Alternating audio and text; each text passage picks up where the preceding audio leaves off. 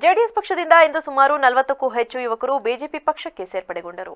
ಈ ಸಂದರ್ಭದಲ್ಲಿ ಮಾತನಾಡಿದ ಯುವ ಮುಖಂಡ ದರ್ಶನ್, ಜೆಡಿಎಸ್ ಪಕ್ಷದಲ್ಲಿ ಯಾವುದೇ ರೀತಿಯ ಸವಲತ್ತು ದೊರಕದ ಕಾರಣ ಸುಮಾರು 40ರಿಂದ 50ಕ್ಕೂ ಹೆಚ್ಚು ಸತ್ಯಮಂಗಲದ ಯುವಕರು ಜೆಡಿಎಸ್ ಪಕ್ಷವನ್ನು ತೊರೆದು ಬಿಜೆಪಿ ಪಕ್ಷಕ್ಕೆ ಪ್ರೀತಂ ಗೌಡ ಅವರ ನಾಯಕತ್ವದಲ್ಲಿ ಸೇರಿದ್ದೇವೆ ಎಂದು ತಿಳಿಸಿದರು. ಮುಂಚೆ ಜೆಡಿಎಸ್ ಅಲ್ಲಿದ್ದು ಈ ಬಾರಿ ಒಂದು 40ರಿಂದ 50 ಜನ ನಮ್ಮ ಪ್ರೀತಂ ಅಣ್ಣನ ಕಡೆಯಿಂದ ಸೇರಿಕೊಂಡು ಮತ್ತು ನಮ್ಮ ಗಿರೀಶ್ ಅಣ್ಣನ ಕಡೆಯಿಂದ ಸೇರಿಕೊಂಡು ಬಿಜೆಪಿಗೆ ಸೇರ್ಕೋತಾ ಇದ್ದೀವಿ.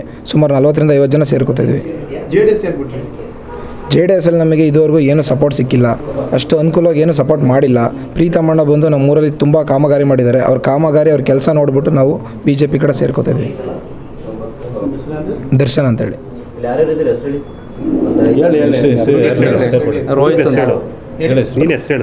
ರೋಹಿತ್ ಅಂತೇಳಿ. ನನ್ನ ಹೆಸರು ರೋಹಿತ್, ಆಕಾಶ್, ವಿಶ್ವಣ್ಣ ಹಾಗೂ ಧನುಷು, ಹೇಮಂತ್, ಸುಮಾರು ಜನ ಸೇರ್ಕೋತಾ ಇದ್ವಿ. ಮೋಹಿತ್, ಒಂದು 40 ಜನ ಸೇರ್ಕೋತಾ ಇದ್ವಿ. ಸತ್ಮಂಗಳ.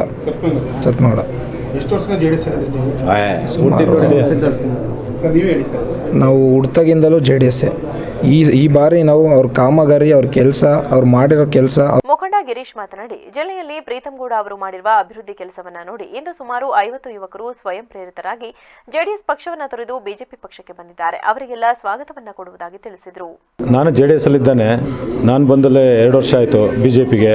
ಪ್ರೀತಂ ಅಣ್ಣನ ಅಭಿವೃದ್ಧಿ ಮತ್ತು ಅವ್ರ ಕಾರ್ಯವೈಖರಿಯಲ್ಲಿ ನೋಡಿ ನಾನು ಸೇರ್ಪಡೆಗೊಂಡಿದ್ದೆ.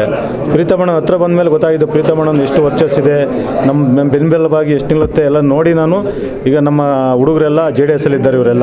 ಇವರು ಮನಸ್ಪೂರ್ವಕವಾಗಿ ಬೇಜಾರಾಗಿ ನನ್ನ ಹತ್ರ ಬಂದು, ಅಣ್ಣ ಹಿಂಗೆ ನಾವು ಜೆಡಿಎಸ್ ಇರೋಕ್ಕೆ ಇಷ್ಟ ಆಗ್ತಿಲ್ಲ ಅಣ್ಣ, ಪ್ರೀತಂ ಅಣ್ಣನ ಮೀಟ್ ಮಾಡಬೇಕು, ನಾವು ಬಿಜೆಪಿ ಸೇರ್ಪಡೆ ಆಗ್ತೀವಿ ಅಂತ ಅಂದು. ನಾನು ಕೇಳಿದೆ, ನಿಮಗೇನೋ ತೊಂದರೆ ಆಗಿದ್ದರೆ ಮಾತ್ರ ಬಂದು ಸೇರ್ಕೊಳ್ರಪ್ಪ, ಚೆನ್ನಾಗಿದ್ದರೆ ಬೇಡ, ನೀವು ಅವ್ರ ಹತ್ರ ಚೆನ್ನಾಗಿರಿ ಅಂತ ಹೇಳಿದೆ. ಇಲ್ಲ ಅಣ್ಣ, ಜೆಡಿಎಸ್ ಬಿಟ್ಟು ನಾನು ಬಿಜೆಪಿಗೆ ಸೇರಬೇಕು ಅಂತ ಎಲ್ಲ ಡಿಸೈಡ್ ಮಾಡಿ ಏನಕ್ಕಪ್ಪ ಬಿಜೆಪಿ ಬರ್ತಾಯಿದ್ದೀರಾ ಅಂತ ಕೇಳಿದ್ದಕ್ಕೆ ಅವ್ರು ಹೇಳ್ತಾ ಇದ್ದಾರೆ, ನಮ್ಮ ಪ್ರೀತಂ ಅಣ್ಣವರು ನಮ್ಮ ಗ್ರಾಮಕ್ಕೆ 14ರಿಂದ 15 ಕೋಟಿ ರೂಪಾಯಿ ಕೆಲಸ ಮಾಡಿಕೊಟ್ಟಿದ್ದಾರೆ. ಇಲ್ಲಿವರೆಗೂ ಯಾರೂ ಆ ಕೆಲಸ ಮಾಡಿಲ್ಲ. ಆಮೇಲೆ ಇನ್ನೊಂದು ವಿಷಯ ಹೇಳಿದರು, ಪ್ರೀತಂ ಅಣ್ಣ ಸ್ಪಂದಿಸೋದು ಚೆನ್ನಾಗಿ, ಇವರು ಈಗ ಆಲ್ರೆಡಿ MLA ಇರೋರು ಅಂತ ಏನು ಸ್ಪಂದಿಸ್ತಿಲ್ಲ, ಅದಕ್ಕೋಸ್ಕರ ನಾವೆಲ್ಲ ಬಿಜೆಪಿ ಸೇರ್ಕೊಳ್ತಾ ಇದ್ವಿ ಅಂತ ಹೇಳಿದರು. ಅದಕ್ಕೆ ಕರ್ಕೊಬಂದು ಬಿಜೆಪಿ ಸೇರ್ಪಡೆ ಮಾಡಿಸಿದ್ವಿ.